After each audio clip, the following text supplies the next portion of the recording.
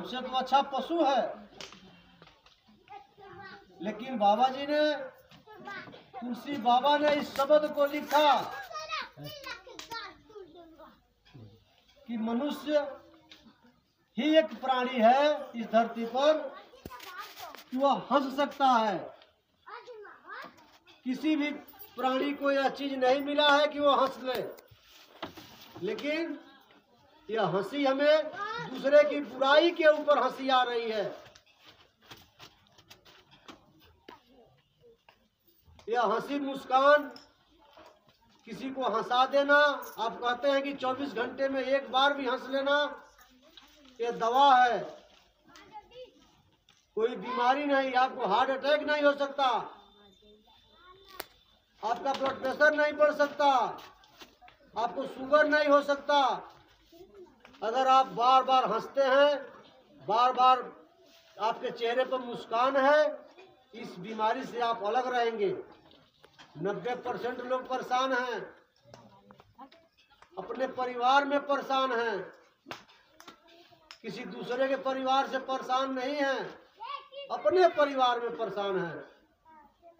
परेशानी है क्या? कोई चीज ऐसा घर में नहीं है कि आपको हमेशा चोट पहुंचा रहा है, ऐसा कोई वस्तु नहीं है। वस्तु कुछ नहीं है, केवल एक ही चीज है कि किसी भी परिवार में कोई भी एक ईगो है।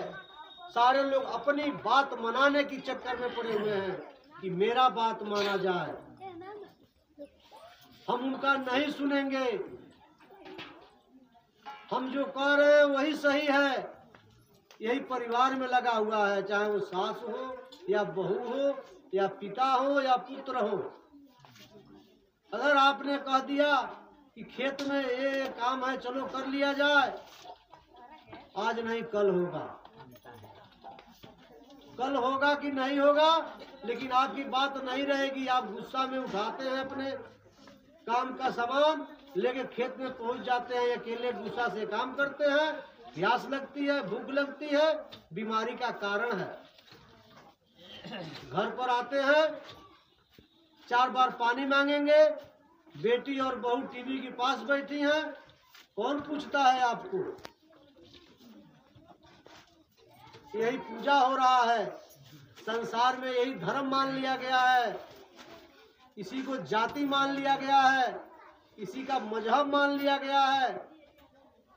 लेकिन हमने ना किसी जाति में जन्म लिया है, ना किसी मजहब में जन्म लिया है। हम इंसान का स्वरूप बन के इस धरती पर आए हैं। हम इंसान हैं। हम भगवान बने या न बने, हम अच्छा कर्म किसी को सिखावें या न सिखावें, लेकिन हम तो इंसान हैं। पहले हमको इंसान बनना पड़ेगा। इंसान का पैदाइशी है, पहले हम इंसान बने, बाकी तो संसार बन ही रहा है। आज किसी के दुख में जाकर के बैठ के आंसू बहा लें, आंख पोंछ लें, यह हमदर्दी नहीं है। किसी के खुशी में हंस लेना, यह सबसे बड़ी हमदर्दी है। कि अगर पड़ोस में किसी के घर बधाई हो रहा है, किसी के घर कोई कार्यक्रम हो रहा है हंसी का, उसमें उसके साथ हंस लें, लेकिन हम वहाँ इस काम को नहीं करते हैं। अच्छा काम देख करके अपना मुंह मोड़ लेते हैं, उनके घर ऐसा हो रहा है, अपना देख करके अपने ऊपर कोसते हैं। ऐसा नहीं करना, इसलिए जीवन नहीं मिला है। छोटे छोटे बच्चे आपको चेतावनी दे रहे हैं, अभी उम्र इनका 10 से 11 साल होगा। महात्मा भजन के माध्यम से वो संदेश दे रहे थे, किस लिए आए हैं इस धरती पर, क्या काम है तुम्हारा, लौटोगे इस मका से, ठहरोगे फिर दोबारा, कहाँ ठहरेंगे आप? आप जब यहाँ से निकलेंगे तो आप आएंगे तो रहेंगे कहाँ? ठिकाना आपका क्या है? ठिकाना जानने का काम निराकार आध्यात्मिक मिशन आप जी के चरणों में इस चाक दुबौली में हर 13 तारीख को और 26 तारीख को शाम को यह संदेश देता है कि आप जिस मकसद से इस धरती पर आए हैं वो मकसद को जान ले। आपका मकसद क्या है, तब अपना जीवन जिए। हमें यह नहीं कि हमने 100 साल जी लिया, 60 साल जी लिया, 70 साल जी लिया। हमें जीवन कैसे जिया, भले वो 2 साल ही जिया, 10 साल ही जिया, हमारा जीवन कैसा रहा, इसका मतलब होता है जीवन जीने का। अभी दास आपके सामने बोल रहा है, यह दुनिया के रीति रिवाज के हिसाब से 5-7 साल का जीवन है, बाकी तो जीवन चरपाई पर बीतेगा। लेकिन 5-7 साल का ही जीवन है आप जी के चरणों में। अपने पैरों से चल पाना, शुद्ध बोल पाना, शुद्ध सुन पाना, ये भी कोई जरूरी नहीं है, लेकिन एक माना जा रहा है, कल्पना किया जा रहा है। और इसी बीच क्या क्या सोच करके हम कितनी बुराइयां, कितना वो गलती काम हम करते चले जा रहे हैं, फिर भी हमें वो सोच नहीं आ रहा है कि जो जिंदगी बीत गया है वो हमारे टोटल हिस्से की जो उम्र है उसमें से बीता हुआ है। या कि 60 साल अगर हमारा उम्र है तो 60 साल अभी नहीं रहना है। 60 साल से हमने बीत चुका है, जो 40, 45, 50 साल हमने बिता लिया है। इसका भी ध्यान होना चाहिए। बाकी जो खेती गृहस्थी है उसका तो छोड़ दीजिए। इतना लोग आज समझदार हो गए हैं, इतना होशियार हो गए हैं कि किसी को समझाना मुश्किल है। आप एक बात और सुन ले, सबके घरों की बात दास कर रहा है और अपनी भी बात आपके चरणों में रख रहा है। पिताजी मरते हैं, वरासत होता है, जो खेती बाड़ी की जमीन है वो वरासत होता है। पूरे गांव में आप पूछ लीजिए, 10% भी लोग नहीं बता पाएंगे कि मेरे खेत का नंबर क्या है। और मोबाइल नंबर पूछ लीजिए उनसे,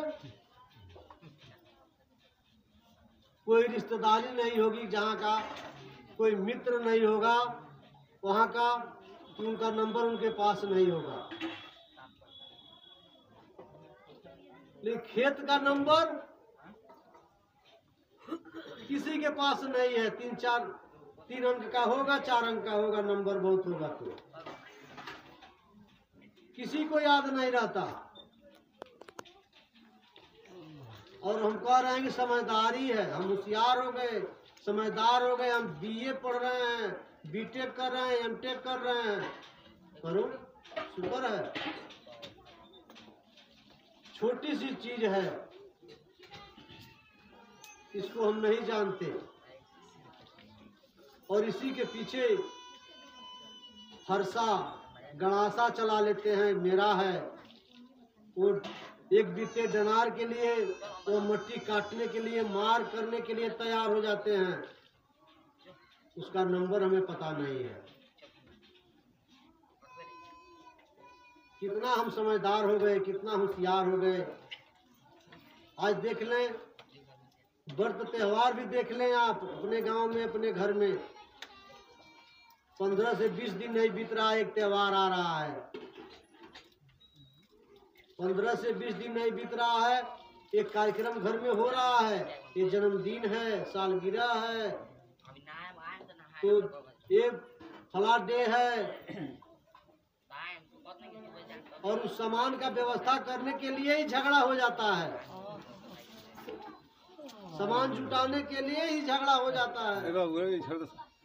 क्या आवश्यकता है उस चीज को करने का, जहाँ प्रेम न हो, जहाँ आपस में भाईचारा न हो।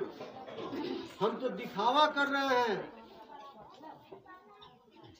कि उस बगल गिर के वहाँ यह व्यंजन बनाता खाने के लिए, हमारे घर ये चीज बनेगा। यही इसी में हम लगे हैं और इसी में अपना समय बिताते चले जा रहे हैं।